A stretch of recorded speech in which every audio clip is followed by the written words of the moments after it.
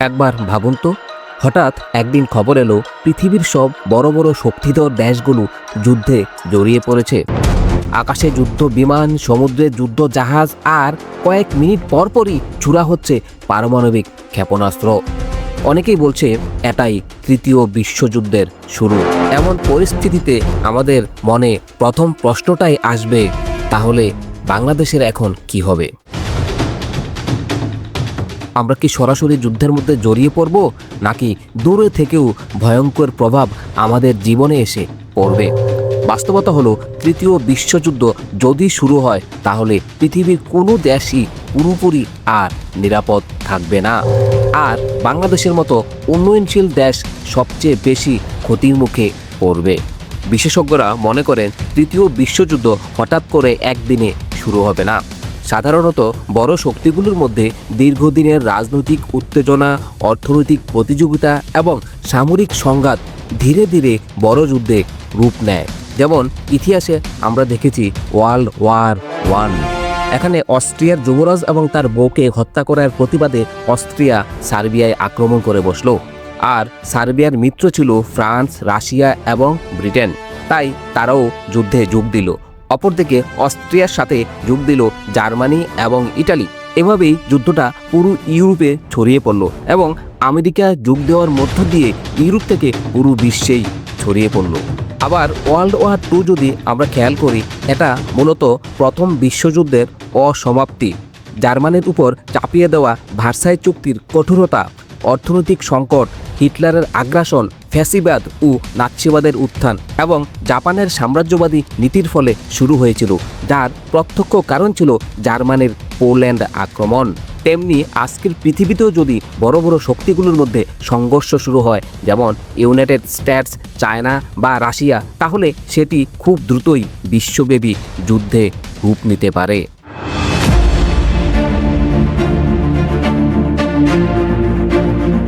এখন কথা হলো, বাংলাদেশ কি সরাসরি যুদ্ধে জড়াবে? বাস্তবতা হলো, বাংলাদেশ সরাসরি বড় শক্তিগুলোর সামরিক জোটের অংশ নয়। তাই তৃতীয় বিশ্বযুদ্ধ শুরু হলেও প্রথম দিকে হয়তো বাংলাদেশ সরাসরি যুদ্ধক্ষেত্রে পরিণত হবে না। তবে বাংলাদেশ ভৌগোলিকভাবে খুব গুরুত্বপূর্ণ অঞ্চলে অবস্থিত, দক্ষিণ এশিয়া এবং বঙ্গোপসাগরের মাঝামাঝি। এই অঞ্চলে যদি বড় শক্তিগুলো সামরিক প্রভাব বিস্তার করতে চায়, তাহলে বাংলাদেশ কৌশলগতভাবে গুরুত্বপূর্ণ হয়ে উঠতে পারে। উদাহরণস্বরূপ, প্রতিবেশী দেশ ইন্ডিয়া এবং চায়না যদি বড় সংঘাতে জড়িয়ে পড়ে, তাহলে তার প্রভাব অবশ্যই বাংলাদেশের উপর পড়বে। যুদ্ধ শুরু হলে বাংলাদেশের সবচেয়ে বড় আঘাত আসতে পারে অর্থনীতিতে। বাংলাদেশের অর্থনীতি অনেকটাই নির্ভর করে আন্তর্জাতিক বাণিজ্যের উপর, বিশেষ করে পোশাক শিল্পের রপ্তানি। ইউরোপ ও আমেরিকার বাজারে যদি অর্থনৈতিক সংকট তৈরি হয়, তাহলে বাংলাদেশের রপ্তানি হঠাৎ করে পড়ে যেতে পারে।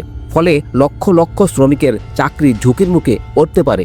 একই সঙ্গে আন্তর্জাতিক পরিবহন ও জাহাজ চলাচল ব্যাহত হলে আমদানি রপ্তানি ব্যবস্থা ভেঙে পড়তে পারে। এতে দেশের অর্থনীতি দ্রুত চাপের মুখে পড়ে যাবে। বিশ্বযুদ্ধ হলে তেলের দাম আকাশছোঁয়া হয়ে যেতে পারে, কারণ যুদ্ধের সময় অনেক তেল উৎপাদনকারী অঞ্চলে সংঘাত শুরু হবে।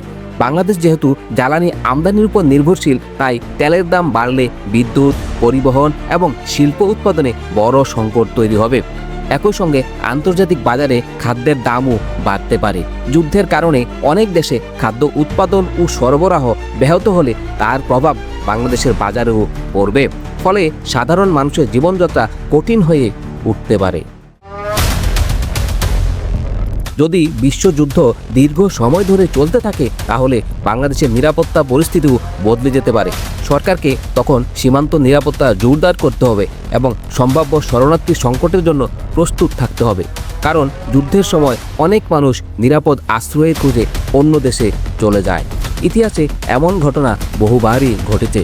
যুদ্ধ সরাসরি বাংলাদেশে না এলেও এর মানবিক ও নিরাপত্তাজনিত চাপ দেশে তৈরি হতে পারে।